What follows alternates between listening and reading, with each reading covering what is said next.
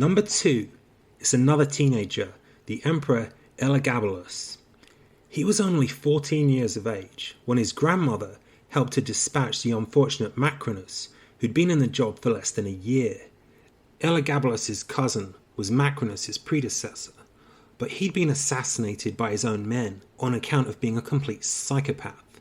His younger cousin wasn't much different. Elagabalus had grown up in the Eastern Empire, and his family were worshippers of the sun god Elagabal, whose name he adopted. He caused controversy upon coming to Rome by ditching the traditional pantheon of gods, including Jupiter, in favour of his family's favourite deity. Even more controversially, he married a Vestal virgin, who, as their title suggests, were supposed to be virgins. Ordinarily, any Vestal virgin deviating from celibacy was buried alive, but obviously he ensured that his wife escaped this fate.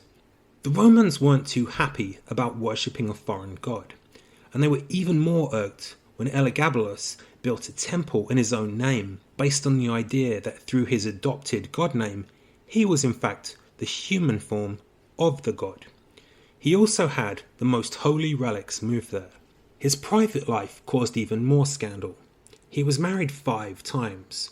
One of his wives was already married, so he had her husband executed in order for him to tie the knot. It's said that he married at least one man, a charioteer named Hierocles, who was himself a one-time slave. Hierocles' mother, also a slave, was controversially given the status of a consul's wife, and it said the emperor would wear makeup and female guards when with his husband. In the same vein, he would dress as a woman, and he worked at brothels around Rome. This was simply a device to entrap and blackmail prominent Romans, who unwittingly became his patrons. Elagabalus attempted to have his husband, named a Caesar, an heir, and his partner wielded considerable power, even having some of the emperor's other male lovers exiled. While his relationship with his husband irked the Senate, he really rocked the boat by making both his mother and grandmother senators. They were the first females in the Senate, and patriarchal Rome was not ready for that. Degrading Roman gods was bad politics. His personal affairs simply exacerbated his unpopularity. In the end, his own grandmother realized he was becoming a problem and compelled him to anoint his cousin as his eventual heir. Elagabalus, probably rightly, smelt a rat and spread a false rumor that his cousin had died just to see the reaction from his guards. But the plan backfired and the guards went into a revolt. Elagabalus calmed them by saying it was all a joke and his cousin was alive and well. He wheeled him out to prove his point, but then started to bark orders to arrest those who'd seemed more concerned about his cousin being dead than him.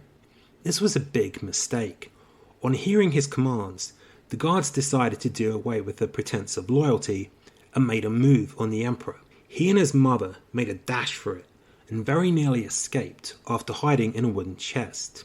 But unfortunately, somebody heard some rumbling, flipped the lid, and found the unfortunate mother and son. They were both decapitated on the spot.